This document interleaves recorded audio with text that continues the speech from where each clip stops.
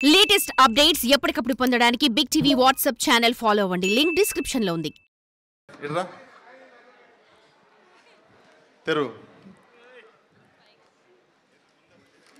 అన్ని గోల్డే సార్.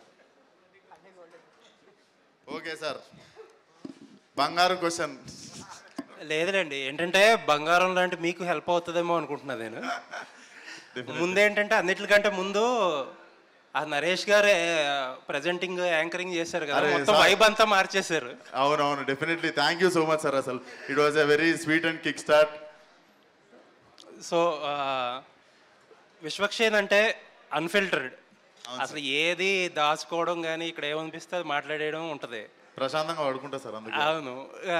కాకపోతే ఈ సినిమాకి వచ్చిన ఇబ్బంది ఏంటంటే అందరూ ఏంటి ఏదో దాస్తున్నారు ఏదో దాస్తున్నారు ఏదో దాస్తున్నారు. మీరు కూడా దాచండి, మీకు తెలిస్తే. నేను దాస్తా. ఆ ఇబ్బంది ఏంటో నాకు అర్థమవుతుంది. దాని గురించి చెప్తా అందరికీ. మీరు ఒక ఎగ్జాంపుల్, మహారాజా ఎగ్జాంపుల్ చెప్పుకొచ్చారు. మహారాజా ట్రైలర్లో ఎలా అయితే చూపించకుండా మీరు థియేటర్లో షాక్ అయ్యారో, షాక్ వాల్యూ ఉంటుంది అలాగని చెప్పి. మీరు చూస్ చేసుకున్న ఎగ్జాంపుల్ ఎంత ఇదంటే, అది ఫస్ట్ షో నుంచి ఒక బ్లాక్ బస్టర్, ఒక గుడ్ విల్ వచ్చే సినిమా. అలా వస్తే ఇంక అసలు ఆపే పనే లేదు సినిమాని. మీరు ఏమన్నారు సార్ మీ నోటితో? ఫస్ట్ షో నుంచే blockbuster plus goodwill కూడా.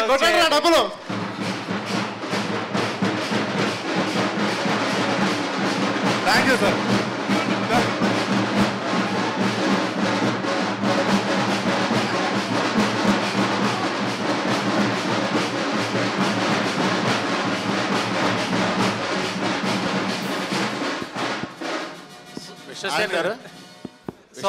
ఆస్కర్ సౌండ్ కూడా వస్తుండే. సో క్వశ్చన్ ఏంటంటే, ఒకసారి దాని గురించి అంత షాక్ వాల్యూ ఉండే, ఇంటెన్సిటీ ఉండే మెటీరియల్ ఉందా సెకండ్ హాఫ్లో? డెఫినెట్లీ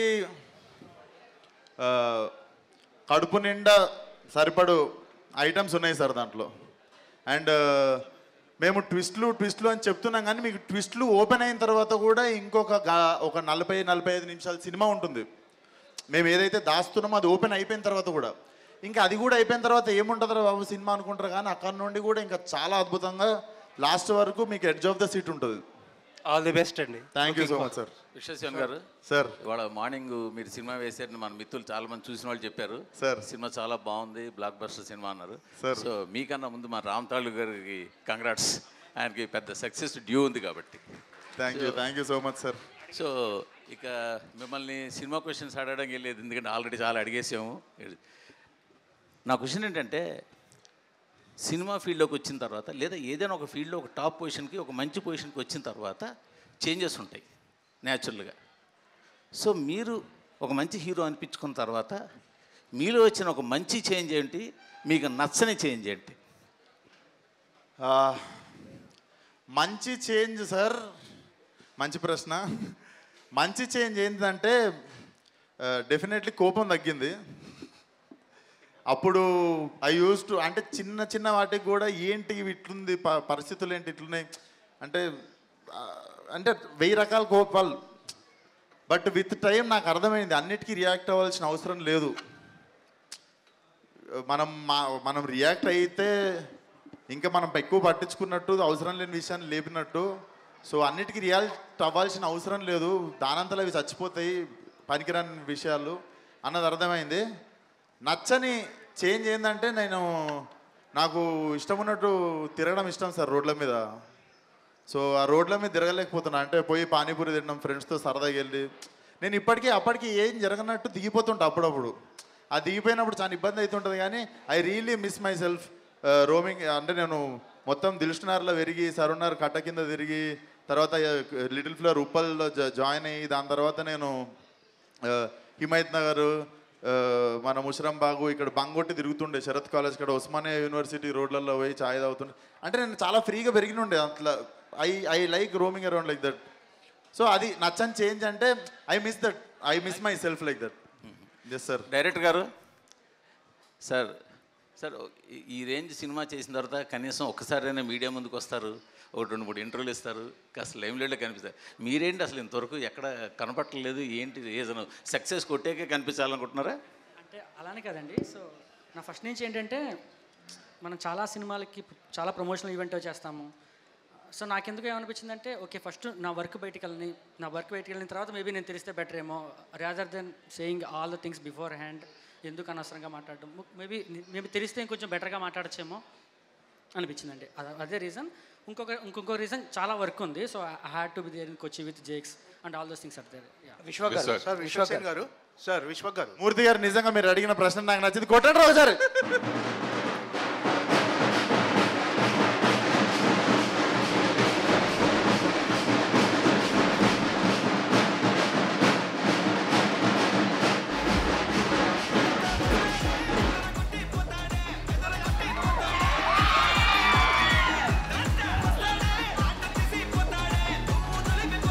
విశ్వక్ గారు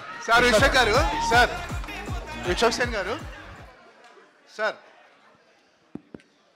సేన్ గారు ఈ మైక్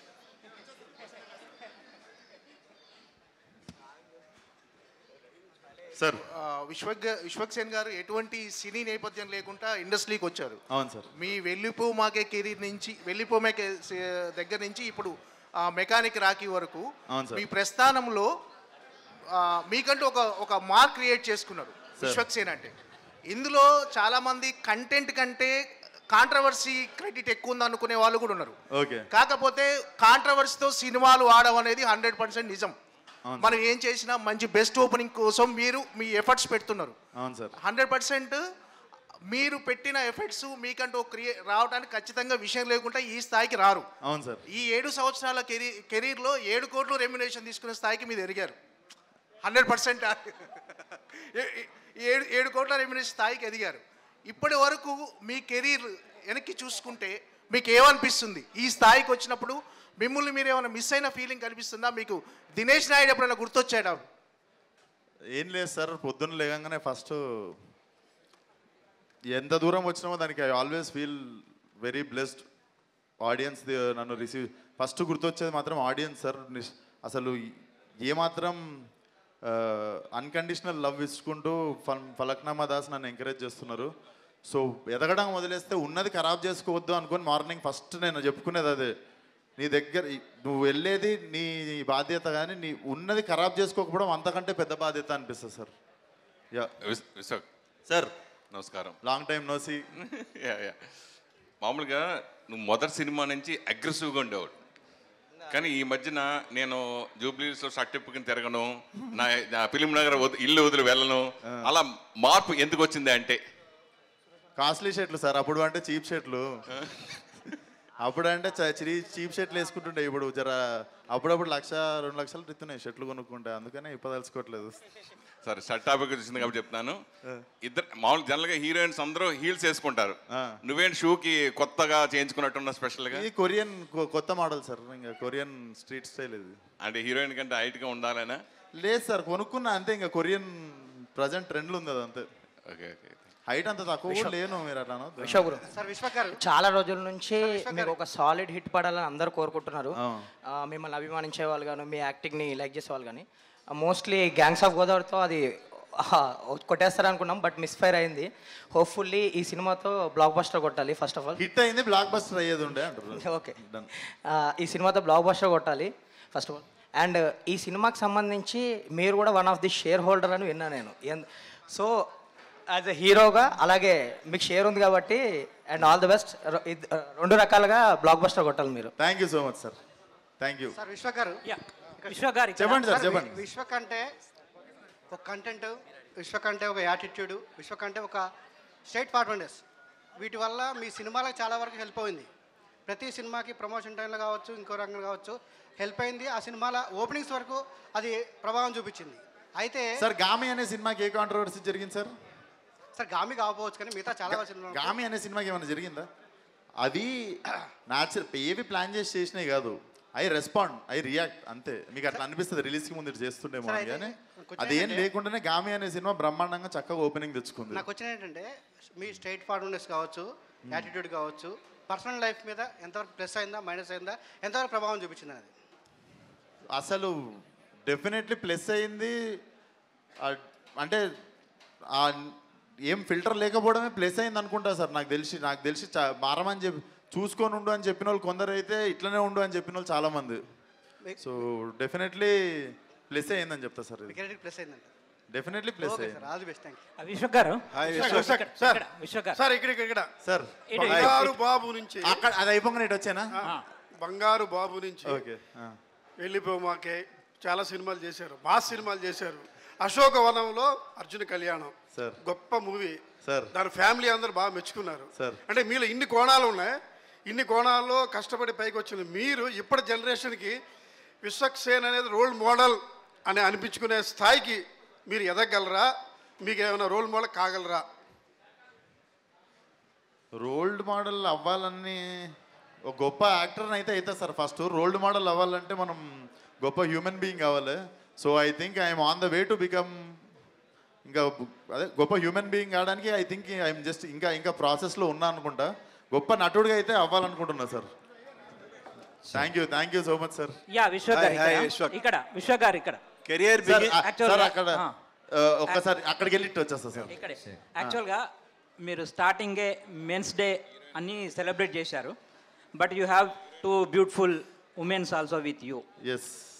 సో ఉమెన్ మీద మెన్ మీద మీ అభిప్రాయం ఏంటి?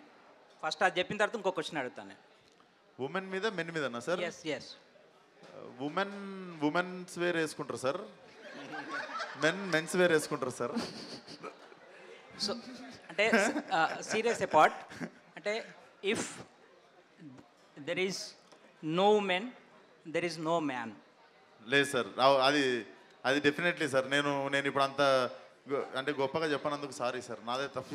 అలాగే women are more matured than mens. అవును సార్ కదా?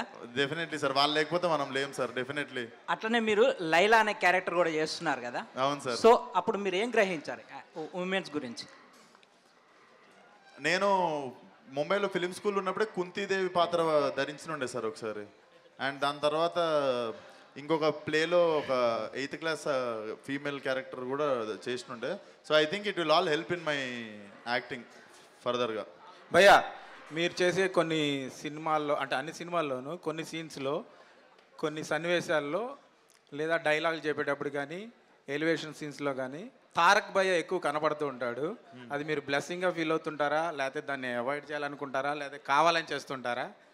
దాని గురించి మీకు వచ్చిన అప్లాజ్ ఏంటి సార్? చాలామంది కొన్ని యాంగిల్స్లో కనిపిస్తా అన్నారు కానీ సార్ యాక్టింగ్ సిమిలర్గా చేస్తా అని అంటే నేను కూడా ఒప్పుకోను. ఎందుకంటే నేను ఎప్పుడు సిమిలారిటీ ఎప్పుడు లేదు. అది అన్న నేను అనుకున్నప్పుడు కూడా యాక్టింగ్ ఎప్పుడు సిమిలర్ లేదు మాది అని మేము అనుకున్నాం. ఎక్కువ మంది అనలేదు, కొందరు ఇంకా పర్స్పెక్టివ్లో చూసి అనుకోవచ్చు కానీ అది వాస్తవం కాదు. యాక్టింగ్ డెఫినెట్లీ డిఫరెంట్ ఉంటుంది సార్. విశ్వక్ గారు అక్క పొద్దున మిస్ అయ్యారు మీరు. అందుకే వచ్చా యాక్చువల్లీ ఇప్పుడు. అయితే విశ్వక్ సేన్ అన్న అతను ఫిల్టర్స్ లేకుండా ఇండస్ట్రీలో సక్సెస్ అయిన వ్యక్తి. సినిమాలు పక్కన పెట్టేసేయండి, ఒక్కసారి క్వశ్చన్ వినిపిస్తలేదు. సో విశ్వక్ సేన్ అన్న వ్యక్తి సినిమాల్ని పక్కన పెడితే ఫిల్టర్స్ లేకుండా మాట్లాడి సక్సెస్ అయిన హీరో ఇండస్ట్రీలో. ఎందుకంటే ఇండస్ట్రీలో సర్వైవ్ అవ్వాలంటే 100% ఫిల్టర్స్ ఉండాలి, అది మీరు చాలా చూసారు. బట్ కొంతమంది మీ ఇంటర్వ్యూస్ చేసిన వాళ్ళు కెమెరా ఆన్ చేస్తే విశ్వక్ సేన్ ఒకలా ఉంటారు, ఆన్ చేయకపోతే ఒకలా ఉంటారు, ఇంటర్వ్యూలో అడిగిన క్వశ్చన్స్కి 1 వర్డ్ ఆన్సర్ ఇస్తారు అని వాళ్ళు చాలామంది ఇరిటేట్ అయ్యారు.